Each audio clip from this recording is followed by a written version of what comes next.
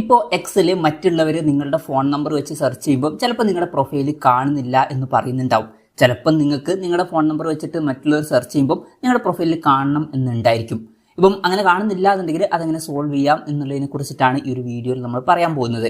അപ്പം അതിന് വേണ്ടിയിട്ട് എക്സ് ആപ്ലിക്കേഷൻ ഓപ്പൺ ചെയ്യുക. ഓപ്പൺ ചെയ്ത് കഴിഞ്ഞാൽ നിങ്ങളുടെ പ്രൊഫൈലിൽ ഇവിടെ മുകളിൽ പ്രൊഫൈൽ ബട്ടൺ കാണാൻ പറ്റും, അതിൽ ക്ലിക്ക് ചെയ്യുക. അതിൽ ക്ലിക്ക് ചെയ്താൽ സെറ്റിംഗ്സ് ആൻഡ് സപ്പോർട്ട് എന്നുള്ള ഓപ്ഷൻ കാണാൻ പറ്റും, അതിൽ ക്ലിക്ക് ചെയ്യുക. അതിൽ ക്ലിക്ക് ചെയ്താൽ സെറ്റിംഗ്സ് ആൻഡ് പ്രൈവസി എന്നുള്ള ഓപ്ഷൻ കാണാൻ പറ്റും, അതിൽ ക്ലിക്ക് ചെയ്യുക.